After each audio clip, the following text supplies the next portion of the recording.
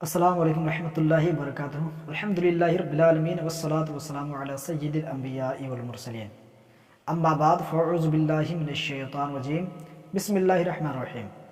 الصلاة والسلام علیک یا رسول اللہ وعلی آلک واصحابک یا حبیب اللہ صلی اللہ علیہ وآلہ وسلم۔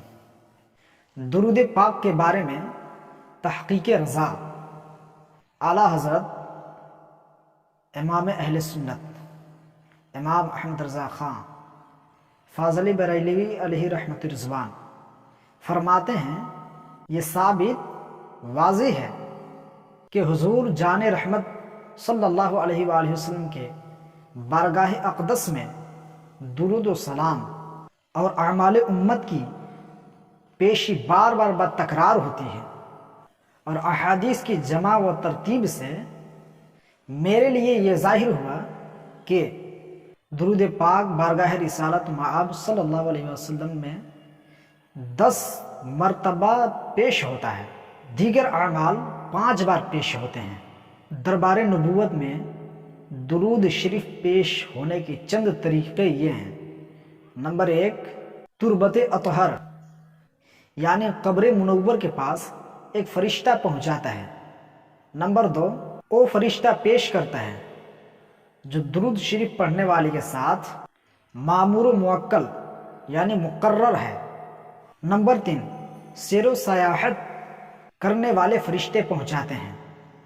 نمبر 4، حفاظت کرنے والے فرشتے درود پاک کو دین کے تمام اعمال کے ساتھ، شام کو اور رات کے اعمال کے ساتھ صبح کو پیش کرتے ہیں۔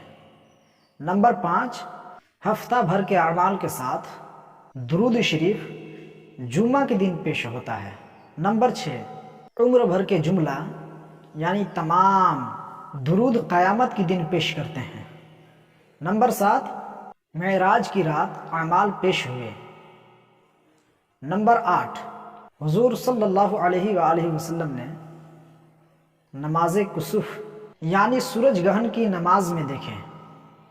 نمبر 9، اللہ پاک نے جب حضور صلی اللہ علیہ وآلہ وسلم کے دونوں کاندھوں کے درمیان دست قدرت رکھا تھا تو حضور صلی اللہ علیہ وآلہ وسلم پر ہر چیز روشن ہو گئی۔